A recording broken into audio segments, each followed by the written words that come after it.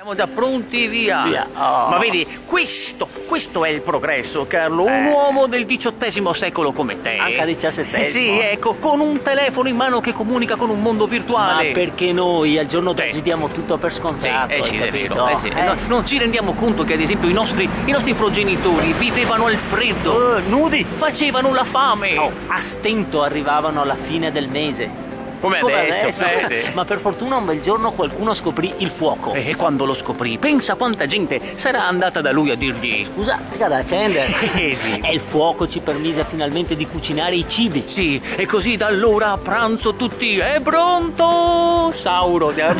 Oh, finalmente qualcosa di cotto. Non se ne poteva più di mangiare sempre tutto crudo. Crudo. Sushi.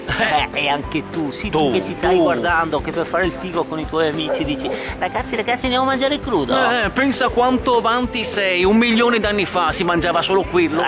E il fuoco ci ha permesso poi di sconfiggere il freddo, il gelo. Sì, tanto che oggi ci lamentiamo addirittura che il riscaldamento è troppo caro. Sì, però è vero, Vabbè, ho capito, ma non averlo non è peggio? È vero. Per cui quando rientri in casa, il termostato segna 35 gradi e tua moglie dice: Amore, alzi un po' che ho freddino. noi dovremmo ringraziare chi dà il fuoco, ha tratto i caminetti, poi le stufe, gli scaldabagni, le caldaie. Che poi arriva il tecnico e ci sentiamo dire: Oh, ma chi ha fatto sta porcheria d'impianto? veramente Dovremmo essere contenti di dargli sti 100 euro in nero. Perché questo è il progresso, amici. Sì, prova a pensare alla sanità. La sanità, sì. Mai come oggi la medicina è proiettata nel futuro. Sì. Prenoti oggi e la visita ce l'hai nel 2031. Amici, noi vi salutiamo. Ma non vi abbandoniamo. No, visitate il nostro sito www.carlogiorgio.it E poi seguiteci su Instagram, Twitter e LinkedIn. Iscrivetevi al nostro canale YouTube. E poi seguiteci anche su Facebook. E se visitate la nostra pagina ufficiale Carlo e Giorgio, Mettete un bel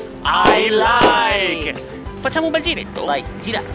Ah, il sole. Un altro giretto.